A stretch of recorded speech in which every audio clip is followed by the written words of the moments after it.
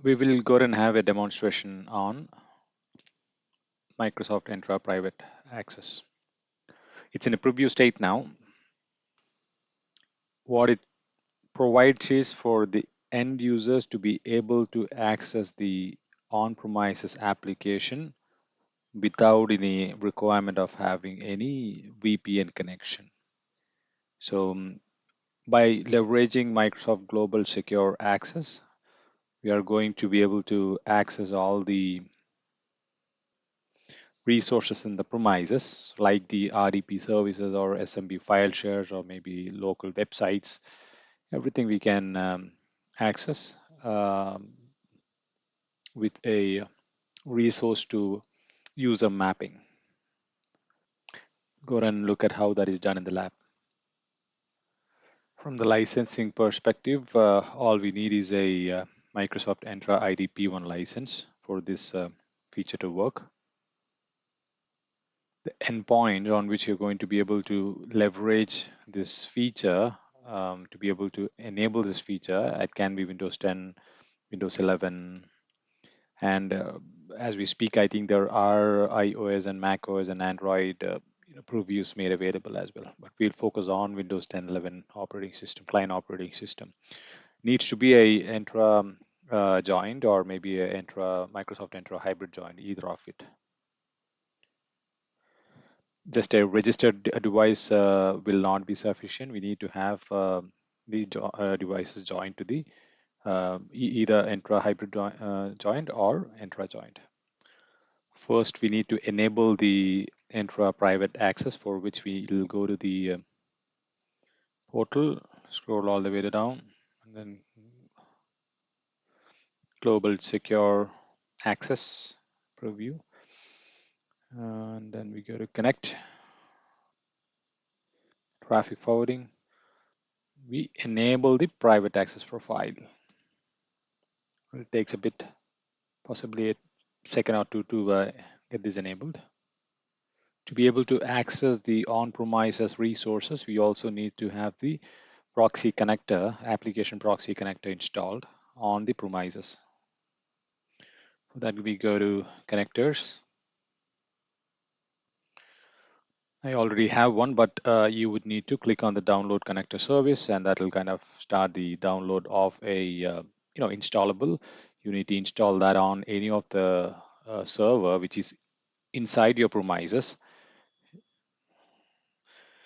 That way, the Entra will have a secure connection between this application inside your network and the private network connector.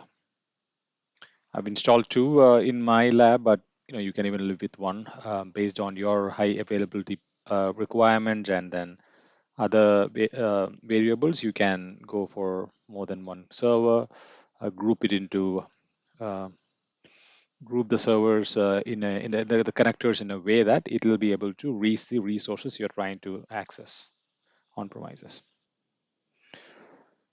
On the server, I have it downloaded here. Just this is a premise. This is a server which is inside the premises, inside the network. So it's already installed. So let me go and uninstall, and I'll reinstall this.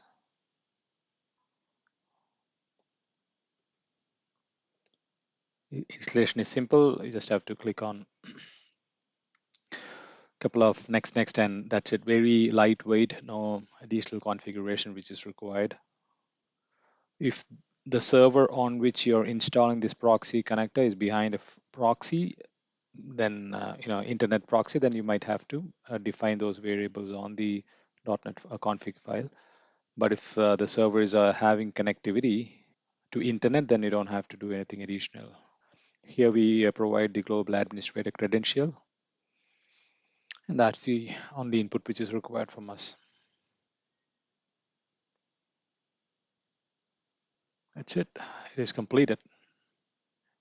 So the proxy connector is installed, and the additional input which you the only input which you provided, which is the username, the global administrator name, that will make sure the proxy connector is registered in Microsoft Entra ID. That's the registration process in the backend. This has now managed to establish a secure connection between our internal network and then the Microsoft Azure or Entra ID. Now you can pick and choose the resources of your choice inside your premises and start publishing it. Let's say that I spin up maybe a website, I create a file share. So maybe for the benefit of demo, we'll go and create a website, and we'll also create a file share, and we'll try to publish that via private access. On the one of the lab server, I've installed the IIS, and I'll go and create a website. It's a one-liner to create a website. So the website is created. Just trying to create and duplicate the directory which has gotten certain files for some content for the IIS. So that's where I'll have the index file. Now,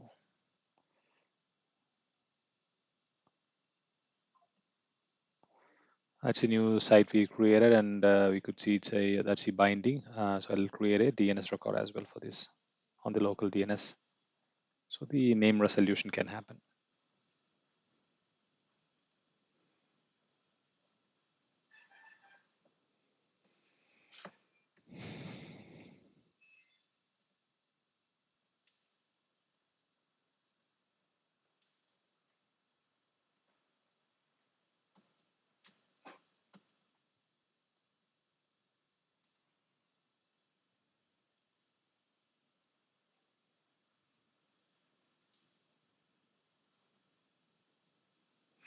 Now that the name resolution will also be done, go ahead and quickly check if the website is up and running.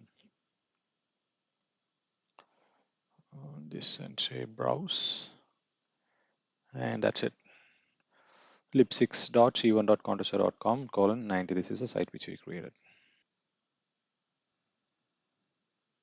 Let's see, website created. Now let's go and have a new file share created as well on the file share server. So I have the file local server,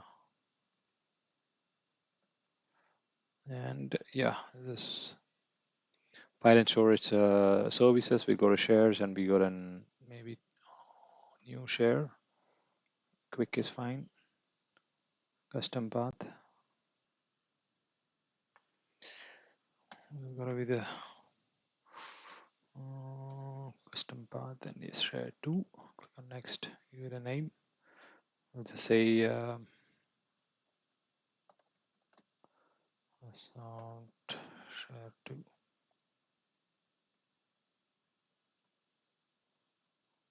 All defaults. I'll provide permission for users.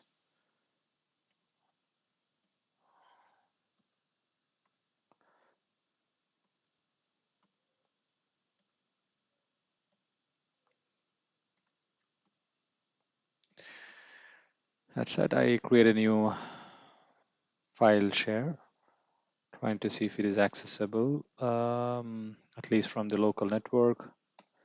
Yes, it is. Okay. Make it out of the host name.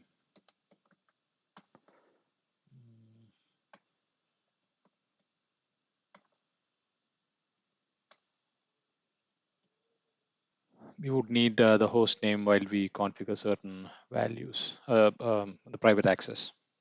Now we'll go to the portal and we will create the private access. So we go to the application, enterprise application. There is a quick access, and that's easy as well. It's also much easier.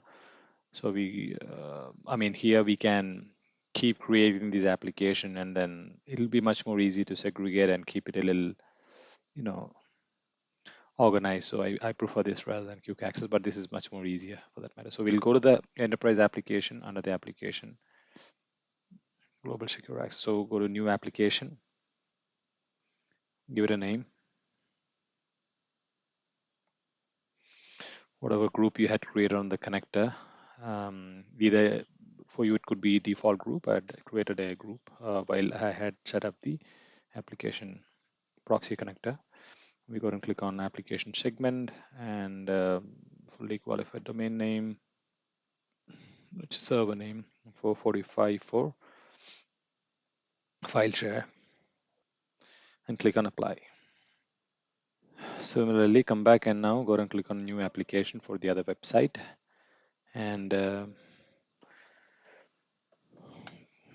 that's the website name, and then connector one which I've selected, and then application segment, fully qualified domain name,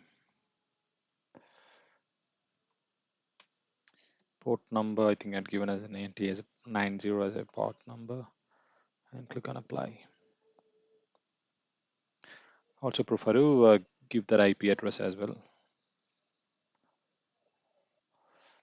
where I have that resource. 90 is a port number which I remember. So that's that, and we go and click on save. So that the global secure application access application is now created. In the application, make sure that you provide access to the users of your choice. In our case, it is John Doe 008.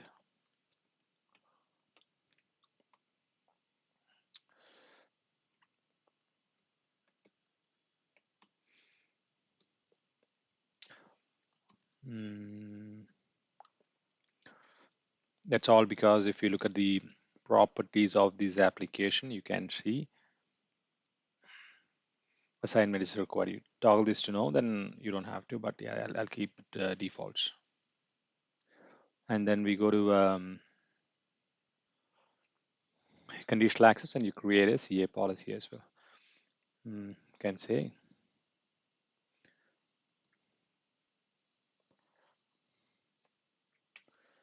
users, select the user,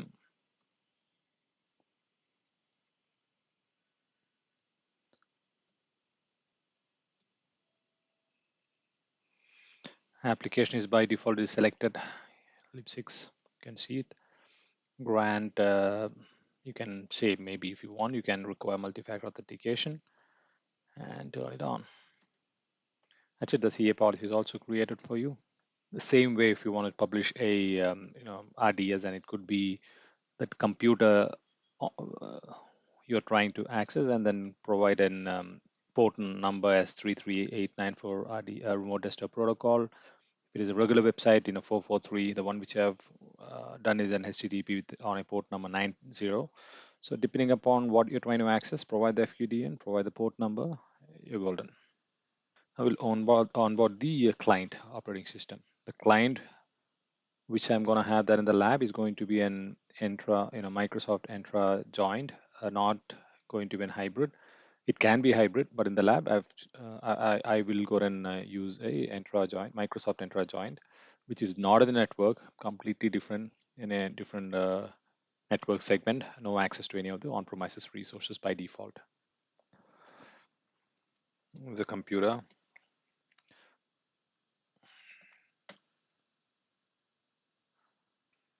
Do a DSREG, CMD status and more. Azure AD join, yes.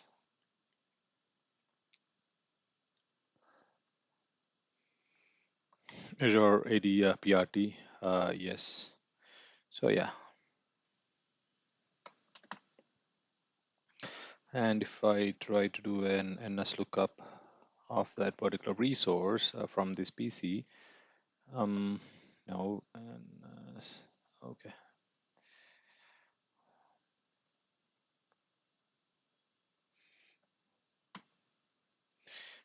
ping, right? So I cannot ping. I mean, just trying to establish the fact that I don't have any connectivity to the the backend resources whatsoever. It's a completely different network.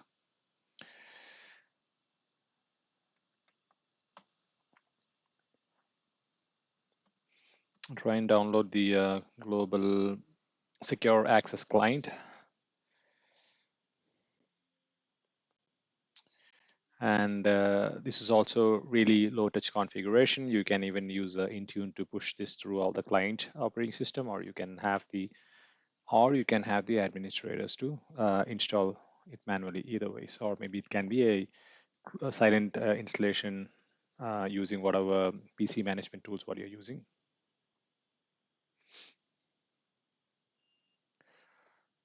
It's asking for the user, the current user to sign in. We just have to select the UPN, and then that'll kind of silently log in because that's the same user who has logged in. And the client which we installed, that you can get it from the portal. Yeah, connect and then client download. This is where you download the latest client. Coming back to the clients on the system tray, you can see that particular icons all green. Let me close it. Advanced diagnostics, that will kind of show you a lot of interesting information. If you want to understand, like, what's happening in the back end, you can pop this up. IP4, yeah, that's fine. Rest all is all green. Profile, okay, start collecting. Um,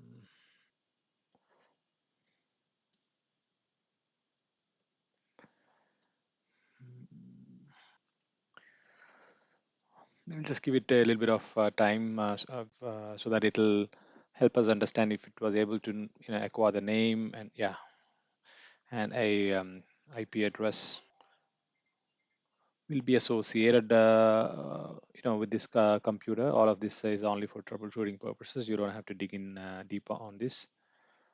Mm, Now we'll try to access the resource.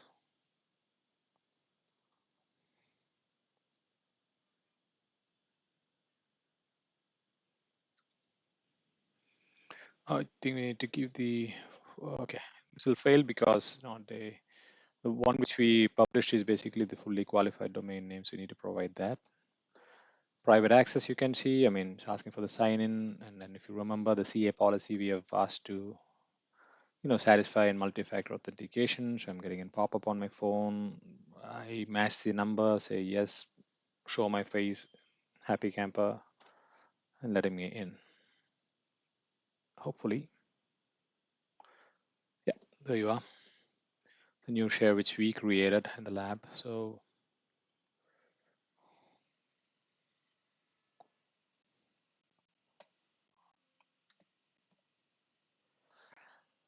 and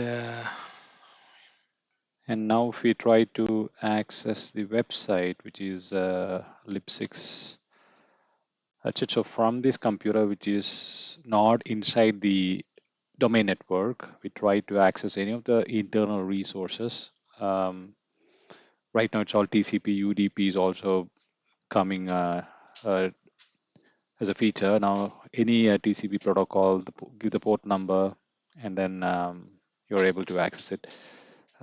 This I've exclusively given the port number here, but you can, so for example, if you are trying to access a plain and simple HTTP website, then you don't have to essentially give the port number.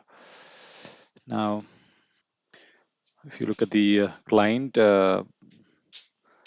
nothing much to see here, but again, for troubleshooting purposes, you can always have a look at the host name acquisition. And I think I had closed it. That'll show you, the names and the other details, and also you can go and have a look at the portal. Um,